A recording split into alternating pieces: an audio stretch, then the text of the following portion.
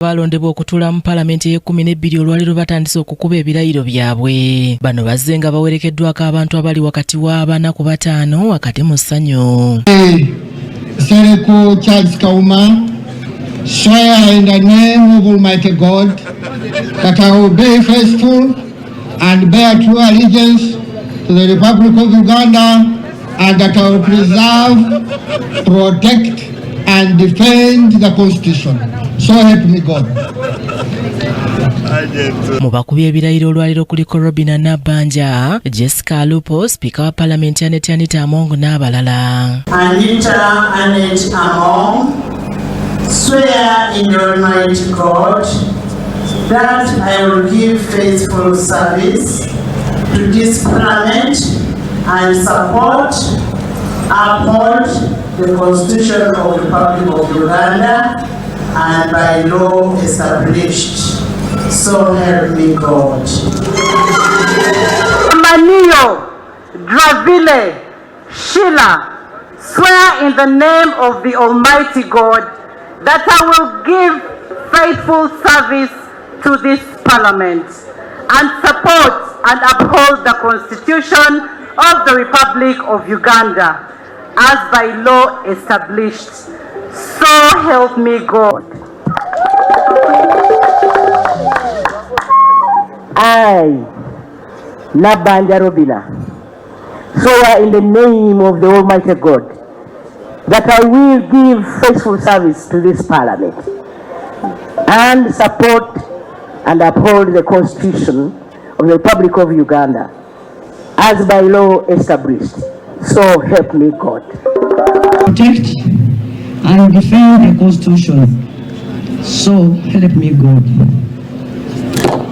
Ebikonge ebyenjawulo mu kibiina ky'NRM bimaliriza nabyo okukuba ebirayiro ng'era bano baweze okukuuma ssemateeka obutatyoboolwa. District nobeera Prime Minister wa Uganda, and so njagala okusiima President obwesigwa n'okusiima bannayuganda okubanga liyale mwanyaniriza emirimu tugikoze mu bungi bwagyo. Kati ng'ekakumiro we twatandikira nga district eriyo yajja, twatandika ng'enguudo teziriyo eza chorus, kati chorus tukyalina endala zetugenda okukola. Swearing in for the 12th Parliament.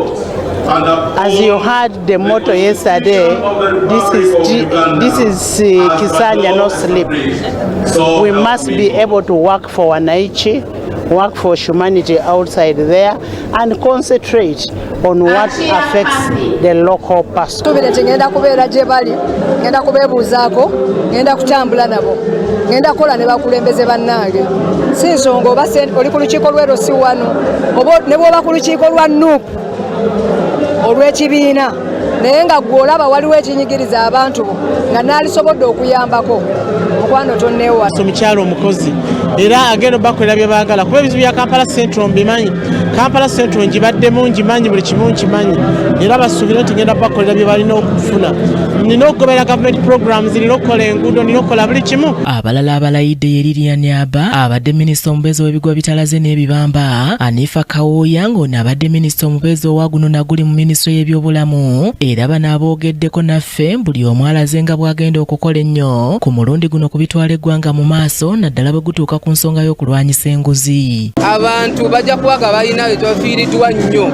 So kusonga za nguzi ebyo mumanyi nti nze mbadde omuntu ali on the forefront okulaba nti tugirwanyisa nnyo era kulaba nti abantu baffe nga na Uganda bana mu Africa tufune enkulankulanya ku ssente zaffe ziba mu gavumenti ntono bya taxes zigenda okukola ebintu eyamba abantu. Kitegeeza nze kaasangwawo ensonga lwaki mulira bampita ssenga wa Parliament, naye ekyo kitegeeza abantu banyongerayo olw'okuba balaba be mbakoledde. Kakati era bw'odda ku kya President Museveni kitegeeza nina okwongerako. Bannakasanda South, Bannakasanda District ne Bannayuganda okutwaliza awamu, njagala mulindirira omubaka wa Parliament omuteesa omugoba nsonga ateesa ku lw'omuntu owa bulijjo kubanga naye abadde mu mbeera ya kubonaabona, mbeera ya kutoba. Na bwe kityo nkimanyi nti Bannakasanda abatulozeza ebintu ebikoleddwako mbimanyi, n'ebibadde tebinnabakolebwako nabyo mbimanyi. Gamba nga tulinawo amagombolola agati agatannafuna amalwaliro, amagombolola agatannafuna amasomero. Omubaka omukyalo wa disitulikiti y'Esserere Achom Esther Lucy naye akubye ebirayiro, saako omubaka omukyalo wa disitulikiti y'e Mukono Sheila Amaniyo awamu n'omubaka wa Mawogola North Godfrey Aine Kaguta Sodo ng'era bano bonna baweza okutandikirawo okuweereza eggwanga n'okusitula ebitundu byabwe. Essaawa eno era mbasuubiza nti ekiddako ngenda kubakolera, naye ngenda kujja mu gw'omukaaga okulaba nti ate tukola embaga ey'okunkulusa akalulu. Ebyobulamu of course mumanyi nti Mukono bakiropa nako mu media nti omujjuzo gwa Mukono General Hospital gukuleeta ennaku, abakyala bakyafiira mu ssanya, abakyala ku bizinga bafiira ku ssanya, ambulance tebeera mu mafuta.